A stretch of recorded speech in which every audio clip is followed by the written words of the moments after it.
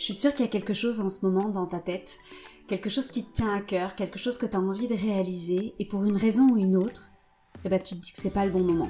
Et du coup, tu reportes à plus tard. Sauf que plus tard, parfois, ça se transforme en trop tard. Et c'est exactement ce qu'on va voir dans cette boostletter. Alors accroche ta ceinture, ce que je te prépare, c'est à nouveau une boostletter pépite. Merveilleuse écoute. Hello, moi c'est Laurine, ta coach mental et bien-être au service de ta motivation et de ton épanouissement. Je suis spécialisée en neurosciences, en gestion du stress, de l'anxiété et des émotions. Je te retrouve chaque semaine ici dans la boostletter autour d'un sujet qui touche à ton bien-être. Je partage avec toi des explications utiles, des exemples concrets et des pistes de solutions à tester pour t'inspirer et te faire réfléchir autrement à ton épanouissement. Bienvenue dans la boostletter, ton coup de boost motivant et stimulant. Merci du fond du cœur de prendre le temps de t'abonner et de me mettre une jolie note pour soutenir le podcast. Je te souhaite des déclics, des prises de conscience et un boost de motivation. Merveilleuse écoute. Comment faire pour que ton plus tard ne se transforme pas en trop tard? C'est le sujet de cette boostletter numéro 61. Est-ce que tu t'es déjà surprise à remettre des choses importantes à plus tard en te racontant par exemple que c'est pas le bon moment maintenant ou alors en espérant que tu trouveras le bon moment pour t'y mettre parce que là tout de suite c'est clairement pas le bon moment. Si oui, tu es loin d'être la seule. On a toute tendance à repousser certaines actions cruciales en pensant que ce sera plus facile, plus confortable ou que sais-je de les accomplir demain, la semaine prochaine ou même plus tard. Ce fameux plus tard dont on va parler pendant toute la boostletter. Le problème, c'est que ce plus tard peut facilement se transformer en trop tard. Dans cette boostletter, je vais t'expliquer pourquoi cela se produit, comment notre cerveau est câblé pour la procrastination et surtout comment tu peux contrer cette tendance pour éviter les regrets. C'est parti, on y va. Tout d'abord, pourquoi remettons-nous à plus tard ce qui compte vraiment ? Neuroscientifiquement parlant, je ne sais pas si ça se dit, mais au pire, je viens d'inventer un mot, la procrastination est souvent liée à un mécanisme de défense de notre cerveau. Ton cerveau, il est programmé pour éviter la douleur, te garder en vie et rechercher le plaisir immédiat. Lorsque tu penses à une tâche difficile ou à un objectif ambitieux, réfléchis là dans ton quotidien à quelque chose de concret pour toi. Ton cerveau perçoit ça comme une menace. Il va activer ton amygdale cérébrale, tu sais la petite structure dans le cerveau qui gère tes réactions émotionnelles, et il va pousser ton cerveau à choisir une activité qui va être plus plaisante, plus agréable ou plus facile à court terme pour te protéger de l'inconfort.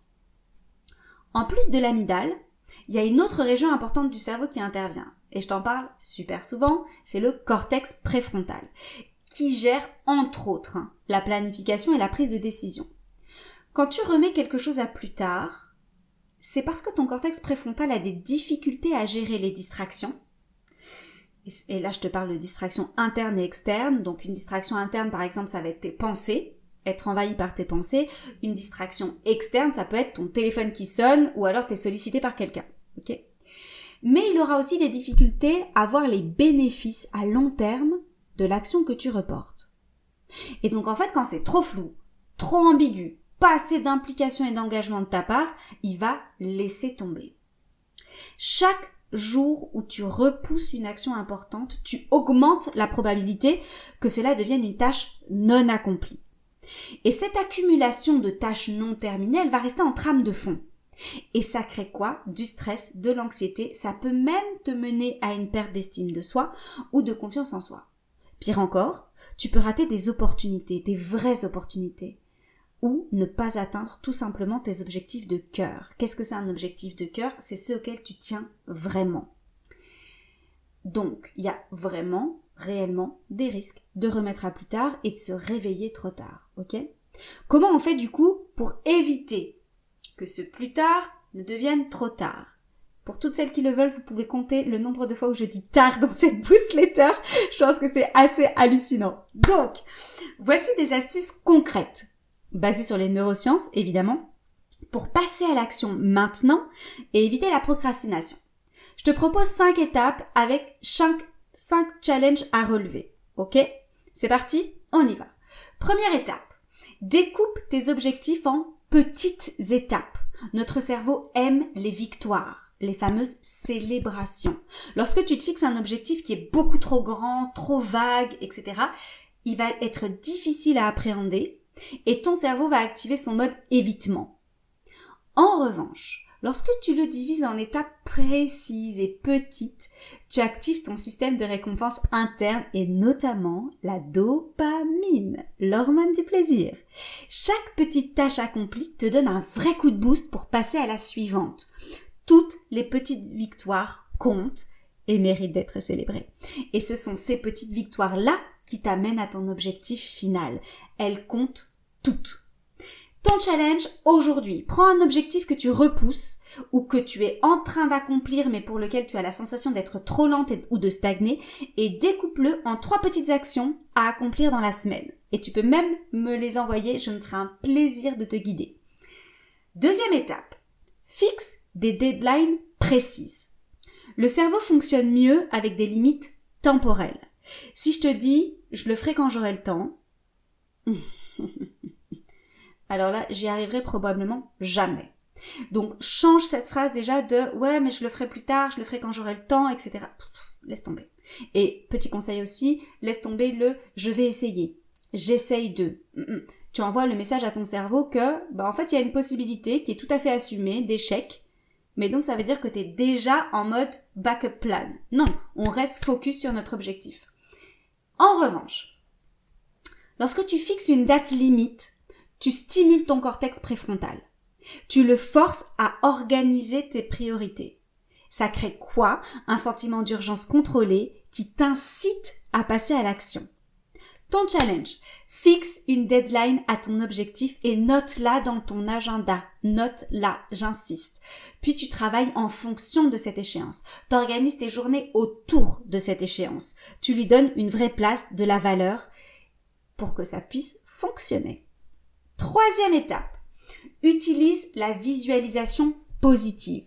Les neurosciences montrent que le cerveau ne fait pas bien la différence entre l'imaginaire et le réel, entre réel et irréel. En visualisant le résultat final de tes actions avec précision, tu vas renforcer ton engagement à y parvenir. Ça peut paraître dingue si tu l'as jamais testé. Mais en fait, ça va activer des circuits neuronaux de la motivation et ça va augmenter tes chances d'accomplir ce que tu veux. Alors ton challenge est le suivant. Tu prends 5 minutes par jour, ce sera déjà très bien, pour visualiser ce que tu ressentiras une fois ton objectif atteint. Imagine-toi dans le futur, une fois que tu auras réussi. Utilise tous tes sens et va dans le détail. Si l'objectif c'est de te trouver un nouveau logement, tu te visualises dans ce nouveau logement. Si c'est changer de job, tu te visualises à ce nouveau job. Si c'est te séparer de la personne avec qui tu partages ta vie parce que c'est devenu trop compliqué, trop lourd et bref, que tu as envie de prendre un nouveau chemin, tu te visualises sans cette personne dans ton quotidien. Si tu décides de te mettre au sport ou de commencer une activité culturelle, artistique, bref, tu te vois en train de le faire, en train de réussir. C'est absolument dingue, just do it. Quatrième étape, crée une routine d'action quotidienne. Les routines sont l'arme secrète de la productivité. Elles aident à automatiser les actions dans ton cerveau et comme elles sont automatisées, donc elles sont en schéma automatique, ton cerveau il les perçoit plus du tout comme des efforts. Donc plus tu intègres une habitude, moins tu y réfléchis et moins tu procrastines. Tu vas déclencher un minimum de freins internes grâce aux routines. Alors ton challenge, engage-toi à faire au moins une petite action chaque jour en lien avec ton objectif. Peu importe la taille, l'important est de créer de la régularité. Rappelle-toi les 3 piliers du succès, répétition, patience, persévérance. Go, je suis avec toi. Et étape numéro 5, entoure-toi d'un groupe pour rester responsable et impliqué.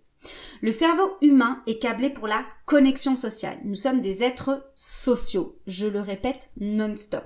Nous nous épanouissons en communauté. Et si t'as pas encore écouté la newsletter 70, file l'écouter pour en savoir plus sur la communauté, le pouvoir collectif. La puissance du pouvoir collectif, pardon. L'appartenance à un groupe qui partage les mêmes objectifs que toi, ça va stimuler tes neurones miroirs qui vont te motiver à agir. Être responsable devant les autres augmente ton engagement et t'aide à rester sur la bonne voie. Alors ton challenge, c'est de partager ton objectif avec une personne de confiance ou un groupe motivant et stimulant et de t'engager publiquement à faire un suivi régulier. Tu vas être bluffé par les résultats. L'engagement par le tiers est dingue. Tu as maintenant 5 actions clés à mettre en place. La première, découpe tes objectifs en petites étapes. Ensuite, fixe des deadlines précises. Puis, utilise la visualisation positive. Enfin, crée une routine d'action quotidienne et entoure-toi d'un groupe pour rester responsable et impliqué. Ton cerveau cherchera toujours à te protéger en évitant les tâches difficiles ou stressantes, mais tu peux reprendre le contrôle. En appliquant ces stratégies, tu vas entraîner ton cerveau à mieux gérer la procrastination et à avancer pas à pas vers tes objectifs avec succès. Il n'est jamais trop tard pour agir. Sauf si tu laisses le temps passer sans rien faire. Aujourd'hui, je t'ai expliqué comment déjouer la procrastination de ce qui compte pour toi. Je t'ai d'abord démontré le fonctionnement de ton cerveau, puis je t'ai proposé un plan en 5 étapes pour ne plus jamais transformer ton plus tard en trop tard. Alors, quelle petite action vas-tu accomplir aujourd'hui pour t'en assurer?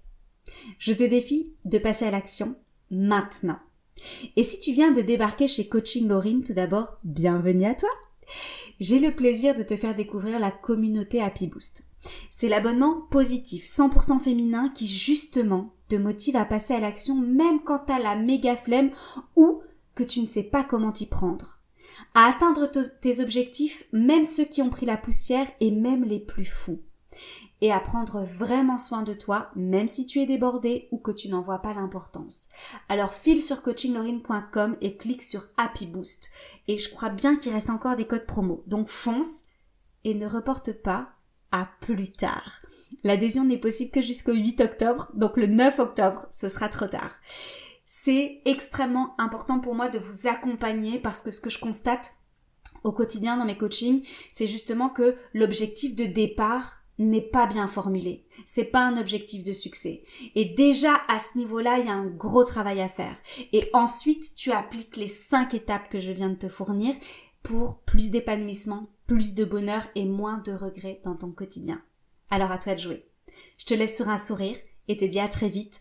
Pense à t'abonner. Tu n'imagines pas à quel point ça offre de la visibilité à mon podcast et ça permet d'aider un maximum de femmes. Pense à me mettre une jolie note. T'imagines pas à quel point ça fait la différence pour une petite entreprise comme la mienne. Prends soin de toi, puis prends soin des autres. À très très vite. Bisous Boost. L'épisode est déjà fini. Es-tu prête à relever le challenge du jour pour booster ton bien-être? Si l'épisode t'a plu, partage-le à tout ton monde. Tu n'imagines pas à quel point il peut être utile pour une de tes proches. Avant de se quitter, vérifie que tu es bien abonné et que tu m'as mis une jolie note pour soutenir mon travail. Ça compte énormément pour moi. Merci beaucoup. Toute mon actualité se trouve sur mon site internet coachinglorine.com. Je te souhaite une merveilleuse journée ou une belle nuit, où que tu sois. Prends soin de toi, puis prends soin des autres. Bisous Boost.